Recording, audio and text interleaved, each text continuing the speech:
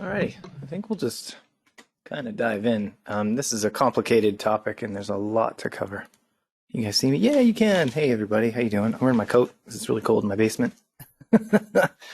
I'm also I'm drinking a tea with a lot of sugar in it. So if I start talking really fast, it's because I've been off carbs and sugar for ages, and I'm just not used to the raw potential in this fuel right here. So yeah, thank you all for coming. I see a couple names I don't recognize. Most of them I do. So for anyone here who has no idea who I am, my name is Chris. I'm a marketing manager for Plantar, and I used to be an iGUIDE photographer, so I have a lot of experience with a lot of these things. So I've been asked to tell you about various topics from week to week, and we hold two webinars a week, one on Wednesday and one on Thursday. So this is the Thursday one, the masterclass. Those are almost always about a topic of some sort, a particular topic. The Wednesday webinars are Q&A. So this is for all of you, new, experienced, whatever. If you have questions and you want to get answers in, an interactive Q&A kind of way, and you just want to talk to somebody, I'm always available from 2 p.m. to 3 p.m. on a webinar for questions, Q&A. That's all it's for. Anything you want. It doesn't have to be, related to technical stuff. It can be about marketing. It can be about pricing, whatever you want. We can talk about anything. So what I'm going to try to do today, is talk for 30 minutes and then answer any questions that you have. So this topic is, there could be a lot of questions. So I'm going to try to keep it pretty close to the deadline there, 30 minutes.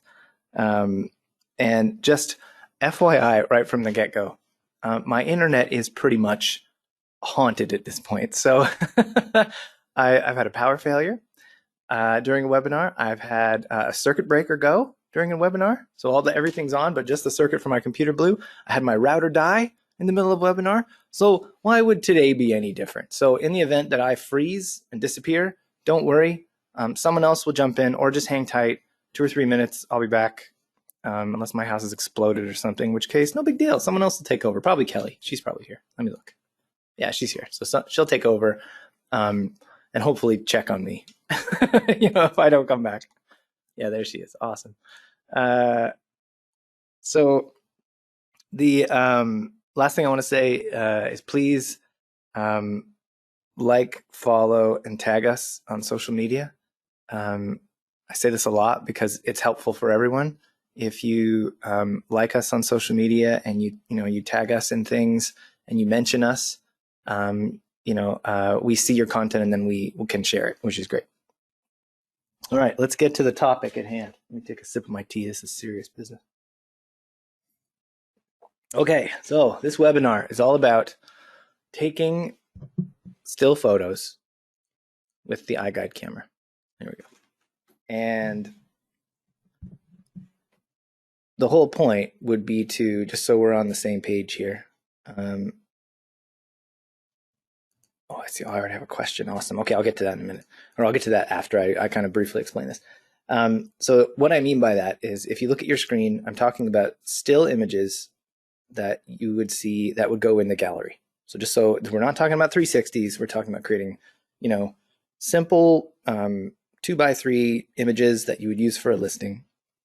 And the reason that's important, I'm sure most of you know this, but if you don't, in order to list a property, the bare minimum you need is pretty much the address and a couple still photos.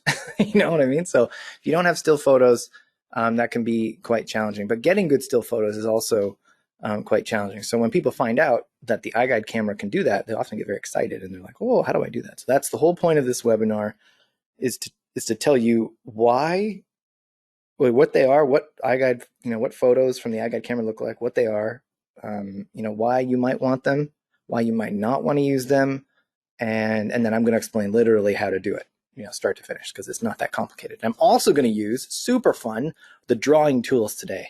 I'm leveling up in terms of webinars. I'm going to use the drawing tools, and I think it's going to be awesome. Or a total failure, we'll see. You guys be the judge. Oh, you're all too nice. You probably just tell me it was awesome anyway. All right, cool. So why would you want to use iGUIDE photos. So I'm going to tell you use the iGUIDE camera to create still photos. I'm going to tell you some of the reasons why I think you should. I've done it in the past, and it is pretty nifty for what it is. And they're very simple and compelling reasons why you would use it. So let's dive in. It's easy. That's it. There's very little control you have in a general sense over a lot of the variables because it's a on site especially. There's no composition exactly. I mean, it kind of is. You sort of point the camera in the general direction of what you want to photograph, but because it's a fisheye, it's not super fussy. Like you just kind of point it at stuff and shoot. And the HDR is all automatic, and you just push one button on your server interface, and it just takes a photo. Like it's pretty easy. It doesn't even really have to be like the camera doesn't really have to be leveled or anything. You can modify it in post, but the auto exposure adjust it. The auto exposure and auto white balance are really good. So point number one, it's super easy. Point number two, it's very, very fast. There's a few different reasons for that. One is that everything's pretty much auto. So if you just tap a button, you get a photo out of it. The other reason is that you're already going through the property with the iGUIDE camera anyway. So like you're already there with the camera. So as soon as you've shot your pano, then you can think, oh, I should shoot a still image. So it's, simple matter of just doing that one extra step.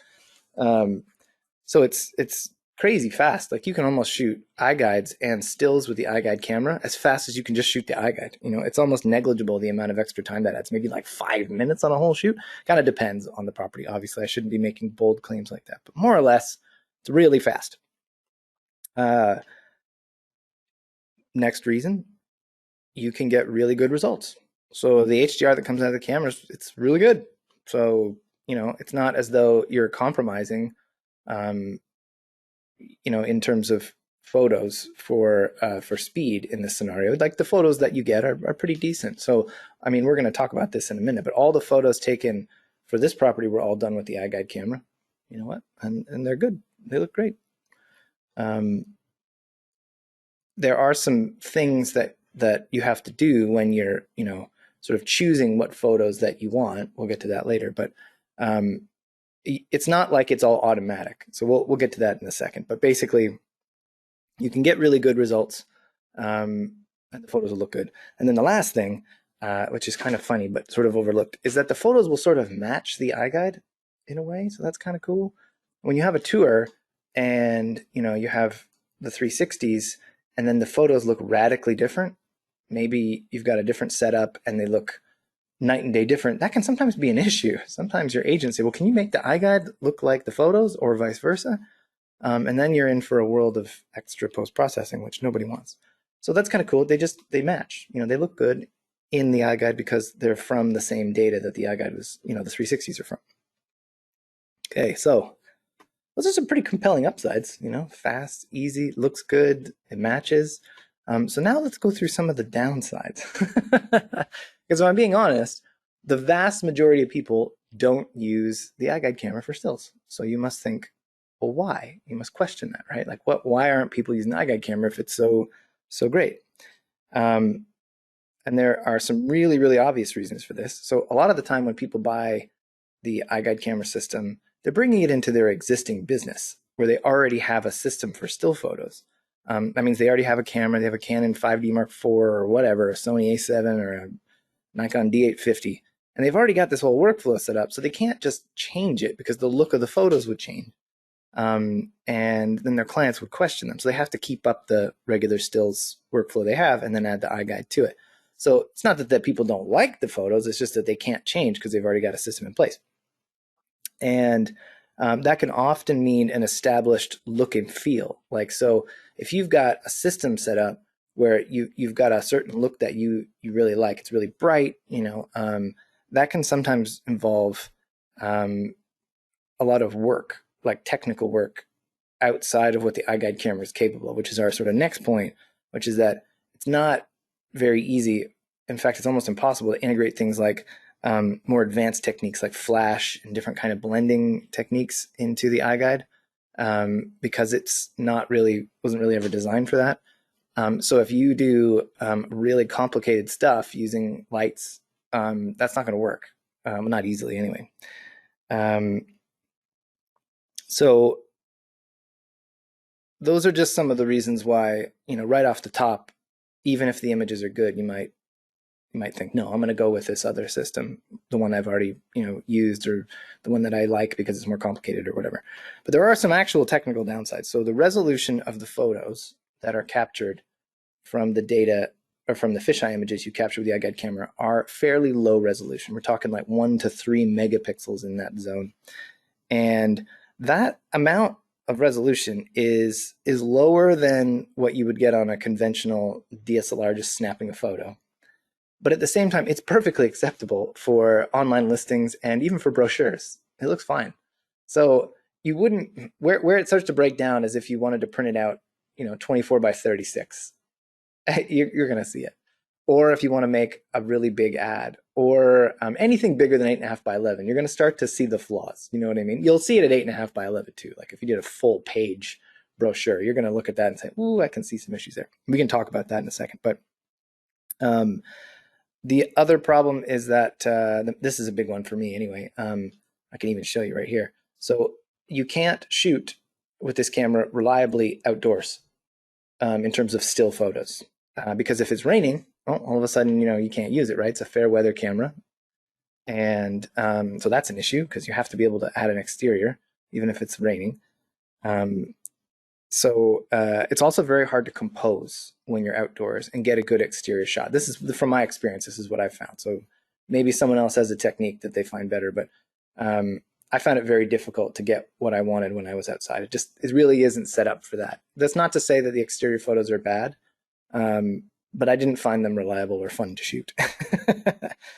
And then sort of like one of the last things I'll mention in this section before we get into some technical issues with the photos is that you still have to follow all the like basic rules of real estate photography. It's not like this is an automatic quick fix, like, oh, we'll use the iGUIDE camera and it'll just make amazing photos.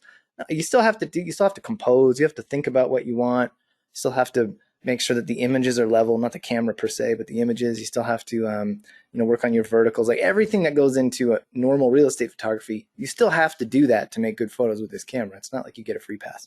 So the reason I say that is sometimes people have this expectation that they'll be able to create amazing photos without doing any work, and it's not going to do that. So just forget that right now. There's still some rules you have to follow, but I have resources, so I can show them to you later, and they will teach you if you're a beginner. I can see a lot of names of people who are not beginners, but if you are and you struggle with real estate photography, I wrote a whole blog about it, just like basic rules to get really amazing photos. And it doesn't matter what camera you use. You can use your cell phone, cringe, or you can use a regular DSLR with a wide angle lens, or you can use the iGUIDE camera, and they'll all follow the same basic rules essentially.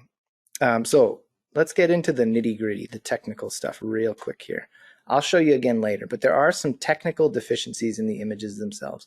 So because they are converted or corrected from fisheye images, I don't know if this is going to come across at all, but I'll show you in the demo later.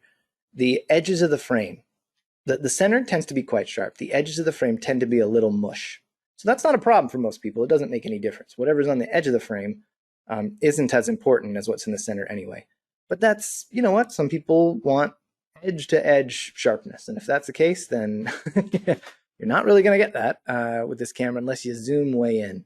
And that obviously isn't an ideal scenario in real estate photography. You want to be zoomed out because you want to capture a lot of the scene at once. And that will almost look like a blurred vignette around the left and right side of the screen. So imagine if you were to just zoom out to an image, right, or a 360, all of a sudden the edges of the frame will start to get stretched. And that's what this is essentially happening. It's just that the lens on the camera has limitations toward the edge that aren't present in the center. So the center is quite sharp, but then as you go toward the data that's being captured from the edges of the frame, it gets a little mushy. Anyway, long story short, the images tend to be sharp in the center and a little bit fuzzy on the edges, which isn't for everybody. Okay, so let's get into the process of doing this, because that's what you all want to know, right? You want to know how to do it. Let me just check the chat real quick. Okay, that's good. There's a few comments. Awesome. I'll look at your twilight shot in a minute, Tim. So here, let's pull out the drawing tools, and I'm going to walk you through verbally how to use the iGUIDE camera to shoot stills, and then I'm going to draw a few little marks on this floor plan you see right here. Okay, so if you want to use the iGUIDE camera for stills, what you have to do is, and you can fit this in any way you want, but this is my preferred method. You have to go into a space and you have to capture it for the iGUIDE itself, obviously. So you want to scan the space just as you normally would to create your 360 pano that you would then show on the tour, like you can see on screen right now. But then what you would do is you would, we'll just go to this one to start. Then what you would do after you've shot your first scan is you would think to yourself, does this room need a still photograph? So most of the time the answer is yes, but sometimes you'll have things like hallways and closets, right? And you don't need a photograph for that. So unlike the iGUIDE, not every space needs a still photo. So that means that you get a free pass on all the ugly stuff and you just have to capture stills of the nice stuff. So let's use this room as an example. So clearly when I was shooting this house in this model home, I walked in here, I plopped my camera down, I pointed it toward this weird, I don't know, what is that? A figurine of a peacock maybe? No idea. Anyway, towards some furniture, I snapped my pano. And then after I did that, I probably thought to myself, hey, where I need to snap a still photo of this room now. So I've got my 360 now. I need to do my still photo. So what I would do, okay, I'm going to use my pen tool. Hope you guys can see this. Is my still photo, or sorry, my 360's here, closer to the center of the room, and then I would back up to the corner over here. And then what I would do is I would do a still photo from the corner, facing toward the opposite corner of the room. So again, basic real estate photography stuff, shoot from corner to corner. But the reason that I don't want to shoot a still photo with the camera from the place I took my panorama is that, as you can see, the place I took my panorama is too close to the center of the room to make a good photo that's, you know, kind of zoomed out and can show the whole scene. So let's go look at the actual photo that I took. What did I do? Well, there you go. That's exactly what I did. Oh, my drawing's over there.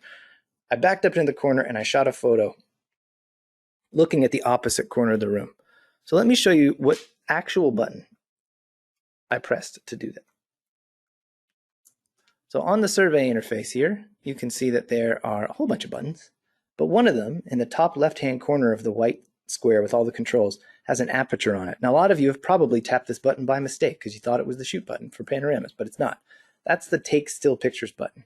So every time I want to take a still picture with the iGUIDE camera, I'm going to back up into a corner and tap that button with the camera pointed toward the room. So that's, if you ask me to describe it in one sentence, that's what I would say. I'd say shoot your panorama first, then back up into the corner, point the camera toward the middle of the room, toward the opposite corner, and tap that button, that take still pictures button.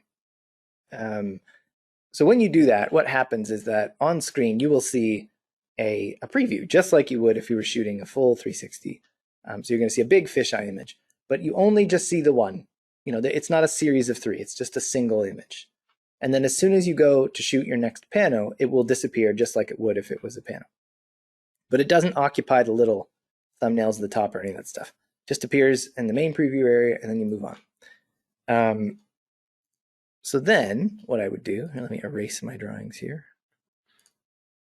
is I would, pick up my camera and I would walk from the bedroom, through the hallway, and I'd shoot a panorama and I'd think, you know what, I don't need a still picture there.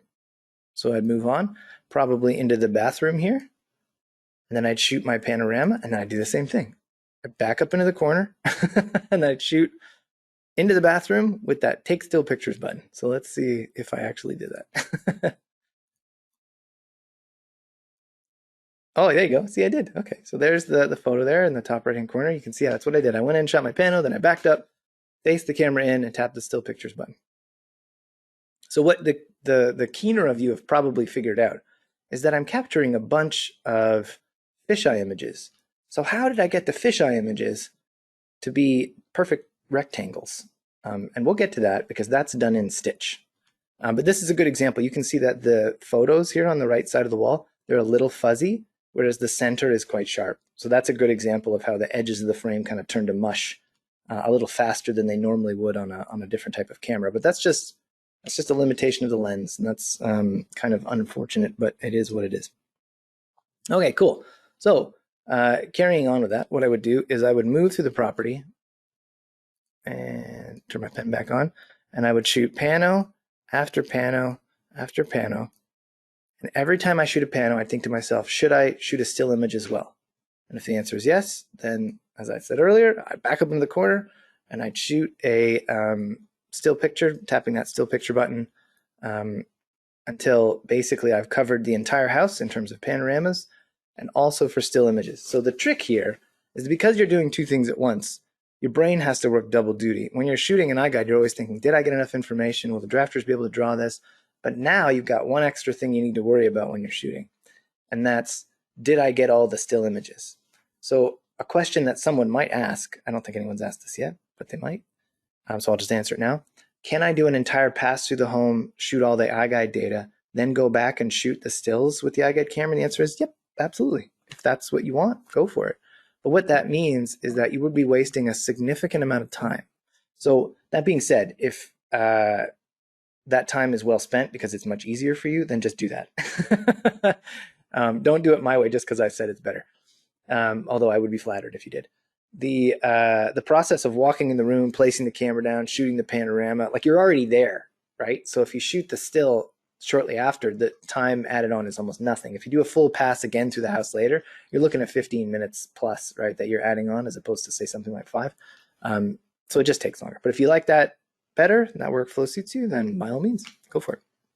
And there are times where I have done that simply because I've done quite a few iGUIDEs, and what happens is that you get in this habit of doing the same thing over and over again. It's really hard to break that. So sometimes what I would do is I would show up to a house thinking to myself, okay, I'm going to do stills at this house with the iGUIDE camera and the iGUIDE itself. And then I would shoot the whole iGUIDE and totally forget to shoot the stills. And then after I'm done, I'd be like, okay, well, I guess I have to go back and shoot all the still images now. And that was my preferred workflow with my regular camera. So, probably 99% of the houses that I've shot would be, iGUIDE camera first and then switch cameras and then full, pass through the house again doing the regular stills with my Nikon camera. So sometimes habits are hard to break. So you certainly can do that if you want to. Either way, once you've gone through the entire property and you've captured all of the scans, you've scanned the whole property, you've got all the still images, you're ready to pack up and go home. So when you do that, there's a few extra steps you have to do in Stitch. So I'm going to show you those right now, and I'm going to erase my drawings. Hold on. There we go. So I have this property loaded into Stitch right now. You can see all my panos are all lined up. For some reason, there's an exterior here. I don't know why. Let's move it down. Fun fact, you can click and drag panos in the list and move them around. I've mentioned that in a few webinars, but it's pretty cool. So what you're going to notice if I scroll down here is that I have this folder down here that says pictures. So every iGUIDE has this. So you may have wondered, like, why is there a pictures folder? There's no photos in it. There's no pictures in it. So the pictures are what you get when you use that still pictures button. And the reason they're all red is to basically give you a heads up that none of this stuff is going to be visible in the iGUIDE unless you make still pictures from it. So it's meant to alert you to the fact that this isn't getting sent to the drafters. Also, fun fact, when you export this property and you send it, none of the stuff in the pictures folder is sent to the draftspeople. Nothing. That's all just for you locally on your computer. So you could go to a property, shoot the whole thing, and then if someone didn't tell you, you might mistakenly think that all of these images are going to go to the drafters and they're going to make still pictures for you. And that is not the case. They're not doing that. You have to do it, but I'm going to show you how to do that right now. So I've got all my panos, all my data is perfectly lined up. I must have done this during a demo or something. That's spot on. Good for me. And now I'm like thinking to myself, okay, I'm done with the iGUIDE data. I've edited it. I've exported it. I've sent it on to, the iGUIDE drafting team. Now I want to get my still pictures out. So the way that you do that is by clicking on the pictures the picture items in the pictures folder, and then pulling a still picture from them. Now, before you do that, we're just going to go edit one because they are edited in exactly the same way that you would edit a 360, a normal panorama. But what you're going to notice is that it's not all there. There's only a part of it there. Because if you think about it, a still picture is really, it's just one fisheye image out of 3 that would have created an entire 360. So what that means is that if I'd shot an entire 360, I would have had the data required for a still, but then I would have had the extra work of obviously shooting shots 2 and 3. So this thing would have been a complete panorama. So now the question is, can you pull still images from a panorama? And the answer is yes. Yes, you absolutely can. But most of the time you don't. And I mentioned this earlier, but I'll just bring it up again. The positions where you put the camera to make best use of a 360 are not the same as the ones you would use to get the best results, I should say, for a still image. So typically when you're shooting a 360, you want the camera, right in the action, in the middle of the room, right near where people need to see stuff. Whereas, going for sort of more interactive, immersive type feel. Whereas when you're shooting a still, you're trying to like encompass the whole space for the most part, or some particular aspect of that space in a frame. And to do that, you almost always have to back up. So although you can pull stills from the panoramas, it's usually not ideal. In a pinch, it is what it is. You certainly can do it. What I've found is that people often mistakenly think they can just go shoot all the panoramas and then pull the stills from it, and they're almost always going to be disappointed because even if you are in the center of the room, you can still zoom out to make it look like you're not, but it stretches the images and they look weird. So my advice is don't do that. Either way, back to the editing. So you can change things in this image to make them look the way you want, exactly as you would with the 360. So that means you can change the brightness, you can change the contrast, the saturation, but you can also just you can click auto. And if you click auto, it will look very, very similar to my point earlier about them sort of being matchy-matchy. It'll look very similar to the 360s. So your full panoramas and your stills, they're made with the same camera in the same location, using the same automatic, adjustments. So that means that they're going to look very similar. And you're free to edit these all you like. You can edit them all. You can edit none of them. It's completely up to you. I usually like to go through them and pick out some, some area or some ones that I think might be editable. Now, fun fact, we'll get to this. I'll mention it again later because people ask this all the time. You just pull these images right onto your computer when you do it. I'm going to show you how to do it in a second. And then they're editable in Photoshop if you want. So we're just going to make JPEGs, is what I'm trying to say. So if you make a whole bunch of JPEGs and then you're looking at them later before you send them to your client and you realize one of them's a bit off, it's not like you have to come back to Stitch and take the snapshot. You can always just load it into Photoshop and muck about with it. And sometimes I do that purely for convenience. Okay, so our editing's done. We're ready to pull out some still pictures.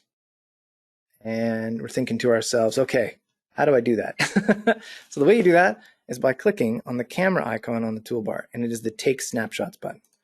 When you do that, this window is going to appear, and it's going to say Processing Panorama. And what it's doing is it's actually stitching together the pano, from whatever data it has. So in this case, you can see that if I look left and right, I run out of data. So I can do this on a 360 and then it'll just keep going around. So fun fact, if you are looking in Stitch, and I'll even show you actually, if you're looking in Stitch and you see seams, visible seams in your panos, let me close this first before I demonstrate my fun fact. So if you see, let's do this one, visible seams anywhere in the panos? Can you see any seams? No. Oh, here's one. There we go. These seams are blended in the final product.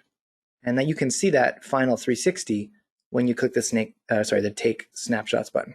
So let's have a look at this. All right, perfect. You can see it's very clear. There is a seam right here, right next to the light switch, next to the painting on the right. So you'll know it's going to be a seam because basically there's a little green triangle at the top and bottom that indicate that's where the seam is. So looking at that seam, you might think, oh, that's pretty ugly. So watch this. I'm going to click the Take Snapshots button. I'll have to wait a little bit longer. And then as soon as it's up, we can look over here and you can see the seam is gone because it's been blended. It's very common for support to get questions about this, like, hey, why is it this weird seam? I can't get rid of them. And that's because they're not there. They're just there in the preview. And then as soon as you actually export, they'll be blended. And if you want to see what that would look like, click the Take Snapshots button and you will. Okay, sorry, back to snapping stills. So we want to snap our still picture. So you click your first picture folder, click the camera icon. And then what you need to do is compose your image. So there's a frame here. The edges of this frame are the edges of the rectangle. And you can change the aspect ratio. Oops, that's not the aspect ratio. Let's try again. There we go. Using this little AR selector down here. So almost everyone is shooting 3:2, but if for some reason you're like, nope, we're doing 16:9, you can totally do that. So what I was saying, or what I'm trying to get at, is that what you see here is what you will get as a photo. So if I look down, this is the photo that I will get. If I look up, this is the photo that I will get. So that's why I said earlier that you have to follow the same rules you would for normal real estate photography. It's not like you get a free pass and you can just shoot this. It won't look good. This looks gross. You have to level your verticals and you have to compose the image, so that it makes sense. So if I were to compose this image, for example, I would have it just so. And actually here, so we have a grid option. I think I mentioned this before, or I showed you before. And the grid is very useful. So in all photography, it's very convenient and attractive to have things line up on this grid of thirds. So using the rule of thirds, anyone can make pretty compelling images. So in this scenario, you can see that I've lined up the door according to this line, which is a third of the frame. And then I've got some furniture occupying the other third, or the other 2/3 rather. And then I have something else called leading lines, which are lines pulling me into that third, which are the intersections between the walls and ceiling. So this is a pretty good photo. So now that I've composed this image, what I'm going to do is click the capture button in the bottom right-hand corner. So there's a little message that comes up. I hope you guys can see it because it might be really fast. So let me know in the chat if you can see this message at the top. It says captured image something something. So when I click that, what it does is it saves a JPEG of exactly what I'm looking at in the folder for pictures, or snapshots rather, in the original project folder. So if you're looking, if you're looking for your images, they're in your project folder. So just like the export file goes to the project folder, so do the still images.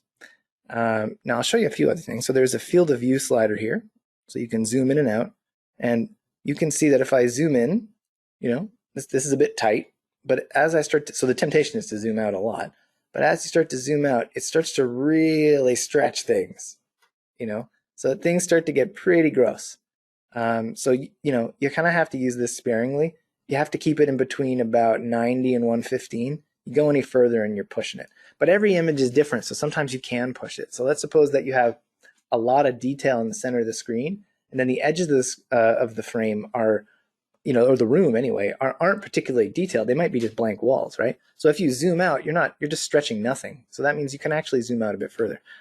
Every image is different. You just kind of have to play around with it. What I find happens is that I zoom in to a particular zoom level, completely forget that I have the ability to zoom at all, and then take all the stills at that one particular zoom level, and then realize what I've done and go back and change it later. So, don't make that mistake. Don't be like me, I guess. Dynamically adjust it as you go. But the nice thing here is that there is a sort of workflow built right into this screen. So I've captured my first still image, and then I'm going to click this next button at the bottom, and it's going to automatically just go to, the next picture folder. It's going to process it, and then, I can do the same thing. I can compose my image by choosing what I want in the frame, and then trying to use my grid to line up thirds, and then click capture. And now again, I hope you guys can see that. There's a little message there.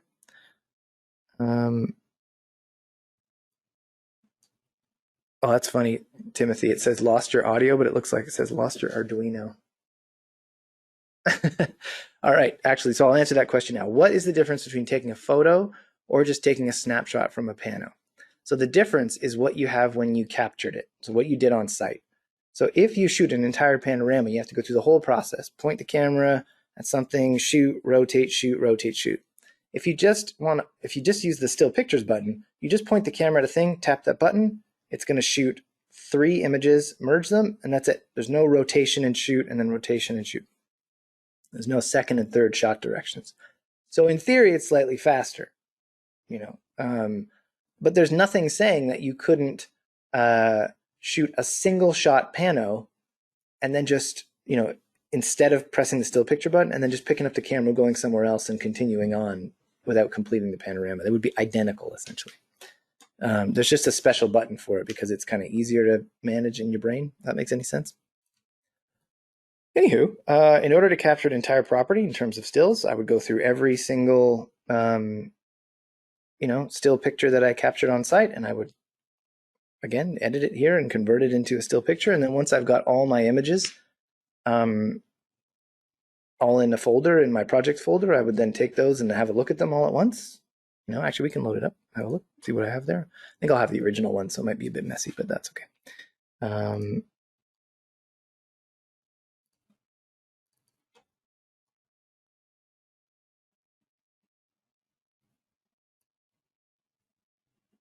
we go. Model has 3.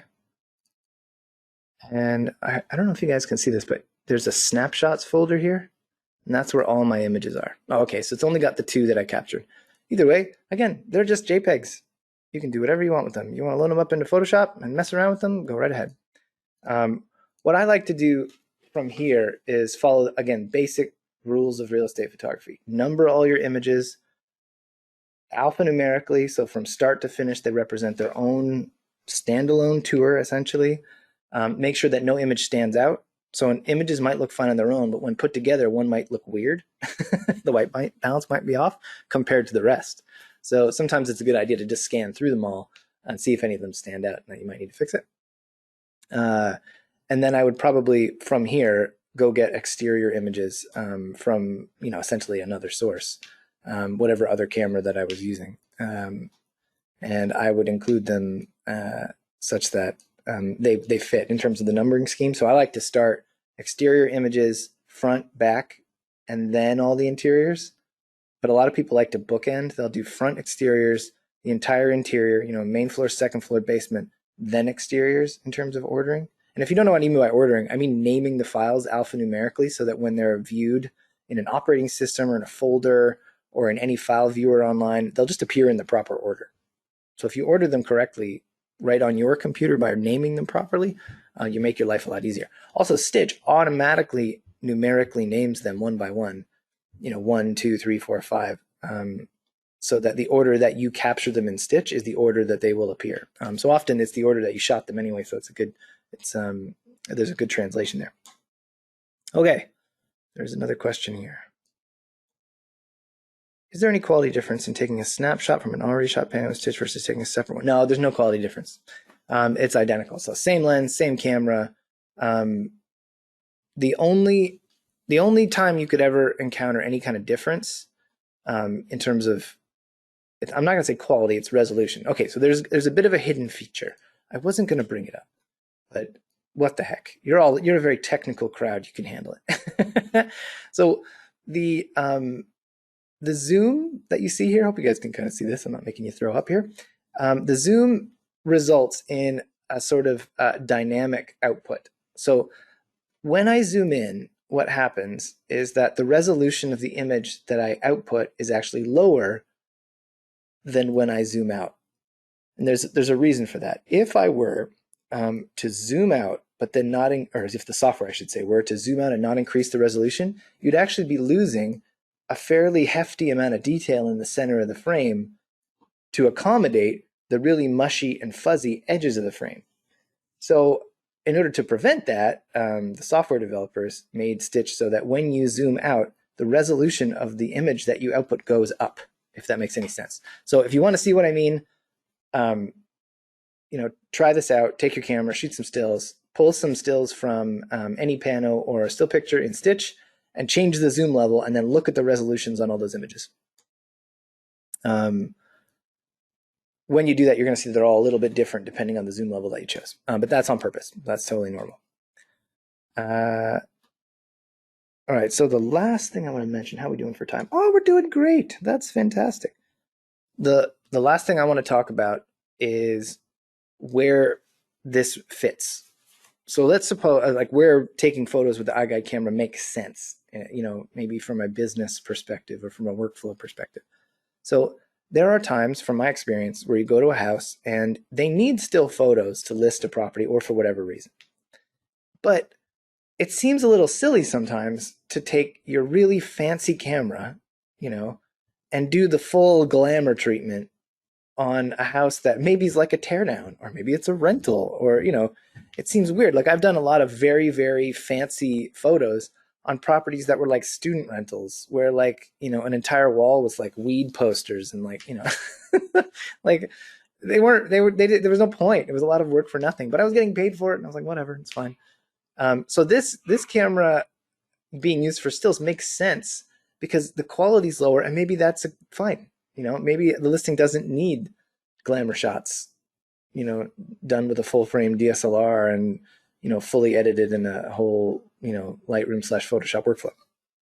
So it was very common for me to use this camera and has been when, like I said, the property didn't really demand um, high quality photos, but it needed photos. Almost every listing needs photos. So um, often it's the case where you've got a lot of spaces that are important, but they're not pretty.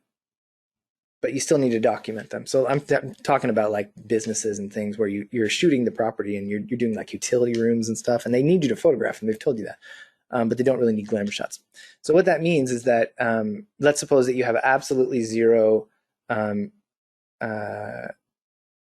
not absolutely zero. Let's say it this way. So let's suppose that you're trying to create a tiered system of pricing. What you could do is you could offer something like iGUIDE only with photos from the iGUIDE camera on one tier, and then the tier up from that or an add-on is photos, glamour photos from your other fancier camera. So you can slot iGUIDE with photos into a lower tier. And the reason I'm even bringing this up is that in case there's anybody who's new and who's really not into real estate photography, um, if you've never done real estate work before and you're kind of focusing on the 3D tour and you're looking for a way to get into the stills, you need those stills to be competitive basically everywhere. Because as I said earlier, you have to have stills to list a property. So if you don't go to a property and shoot the whole tour and include stills, no one's going to hire you because they have to hire someone else to go shoot stills or shoot their own crummy stills, which will look terrible.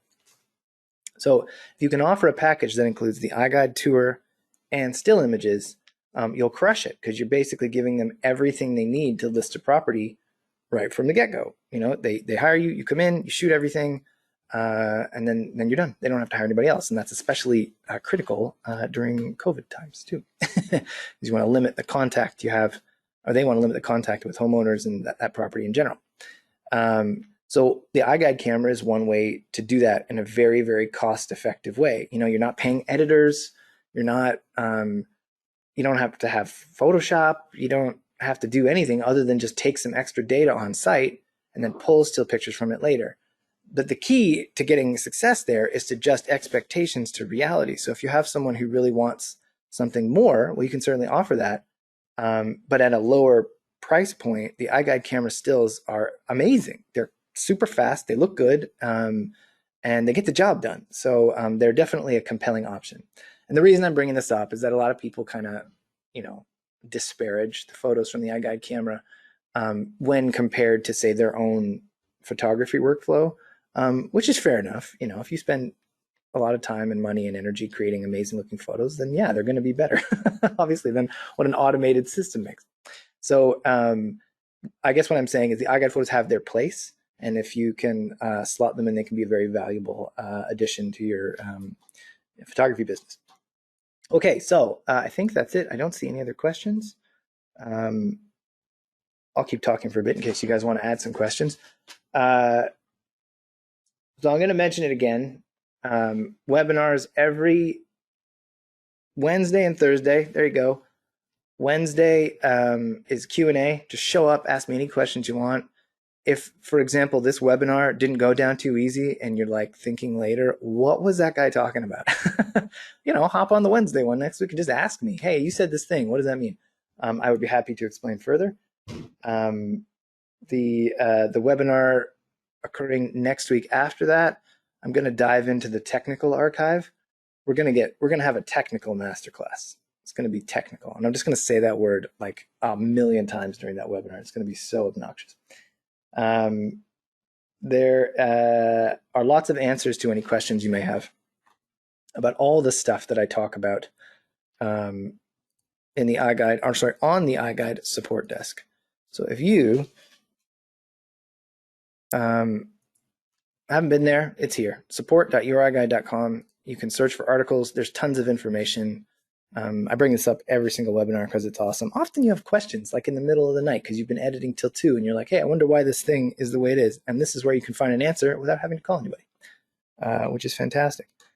The other thing I wanted to show you, just in case you're new or you're just looking to improve, and I'll mention the webinar recordings while we're there, is the blog. So if you're new to real estate photography and you don't know anything and you're thinking to yourself, how do I get awesome? Go to this page. So it's the media page on goiguide.com. Click on photography. Whoop, there we go. All the articles will come up. Look, there's me. It's funny. And then scroll down until you get to real estate photography. Oh, it's second page. There we go. This one. There we go. 10 ways to identify real estate photography in a professional sense.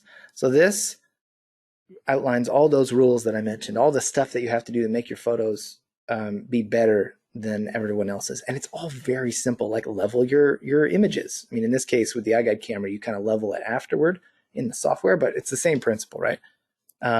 Make sure your vertical lines are straight. This is fun. It's like interactive. It shows you the vertical lines going all over the place. It's pretty cool. Make sure your exposure is good. Make sure the white balance is good. It's all automatic on the iGUIDE camera, but it's still relevant.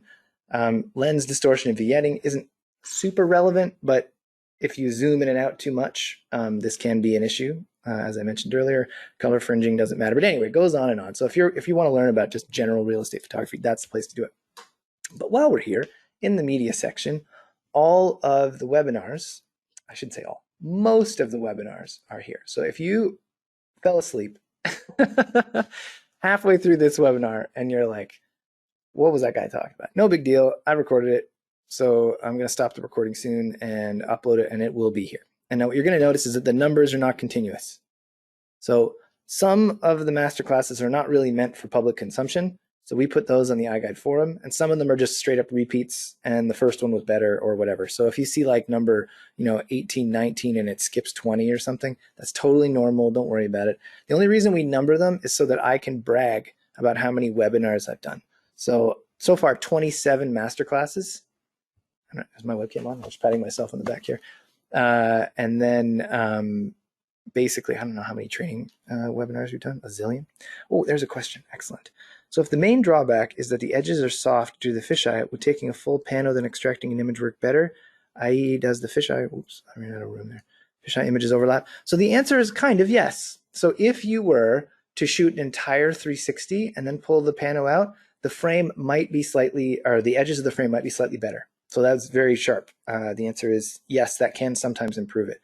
Most of the time, though, it's sort of irrelevant because what happens is that when you're shooting the image, almost all the important stuff's at the center of the frame anyway. So when you start zooming out, it just kind of messes with the perspective more than anything else.